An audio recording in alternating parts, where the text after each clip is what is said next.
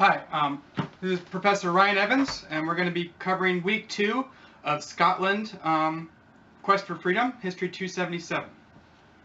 So this week, we're going to be covering William Wallace, and you should be reading the PDF of the William Wallace, The True Story of Braveheart, and you'll find that link on the website.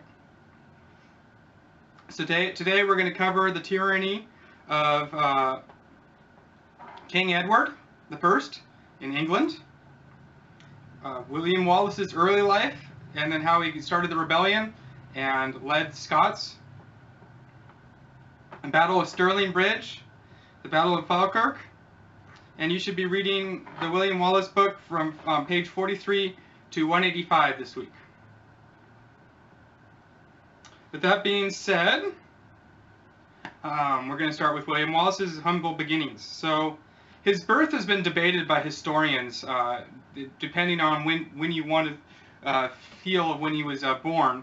It was debated between 1260 and 1278 AD after Christ. His parents' name was not definite due to lack of meticulous records of Scotland at the time. There's not a lot of areas where they kept written records. But his father was either Malcolm or Andrew Wallace, and his mother was either Jean, Joan, Margaret Crawford. So they do know that the family name of the mother was Crawford, but it could be up for grabs of what her first name was.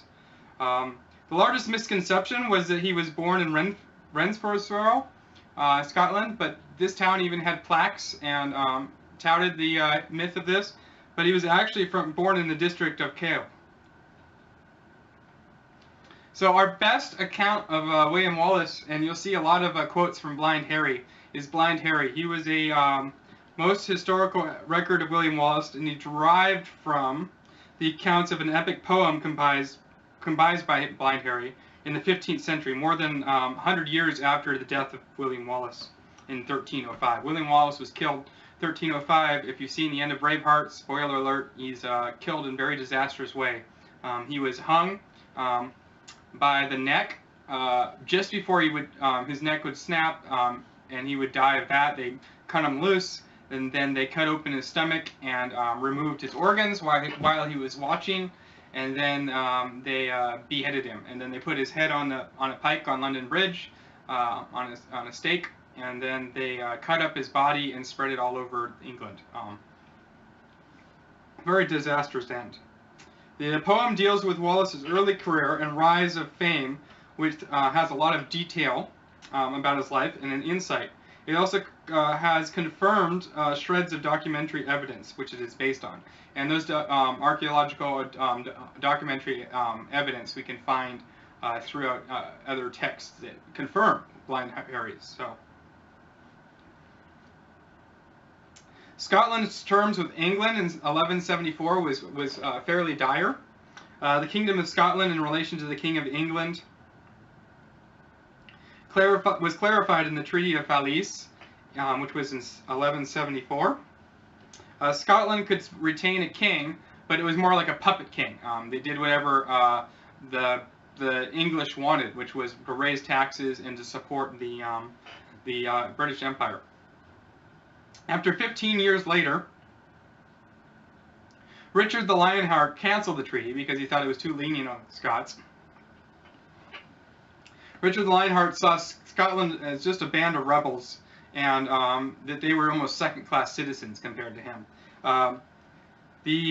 England sold the rights that kept the peace of the borderlands between England and Scotland. To finance the campaign in the Holy Lands, since they were doing the Crusades at the time. So they spent a lot of money going in Jerusalem. But it was a religious facade. Facade was like it was kind of mistaken identity. That's a whole nother lecture. But the Crusades was almost an excuse to go loot the rich areas of Jerusalem for gold and wealth. And it was under the name of returning the Holy Lands to the crown and control of the good Christians from the Muslims. But it was really an excuse to go looting, pillaging, and plundering the rich areas in the Middle East.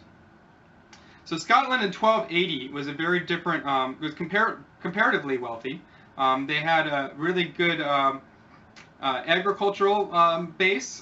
They had a bunch of sheep that they had used for wool, and they had a bunch of trades with Norway and the Scandinavian countries, since they were so close to the borders of Scotland, and so they were doing quite well. Religious houses were built built grand churches that spilled out to create civic improvements. So whenever a church came up, then the city around it, the church poured money into it for welfare programs, and brought up and saw it as a mission to enlighten the inhabitants of the city. Great cathedrals in Glasgow, Donegal, and in the north had great elaborate abbeys with very schooled monks that would copy Bibles and manuscripts and keep records. In Aberneth, Scone, and Dunfermline, and contain also monasteries for these monks. Secular development populated in Scottish countrysides, where there was outside of the reaches of the church, hundreds of castles and further fortified houses of the landed class.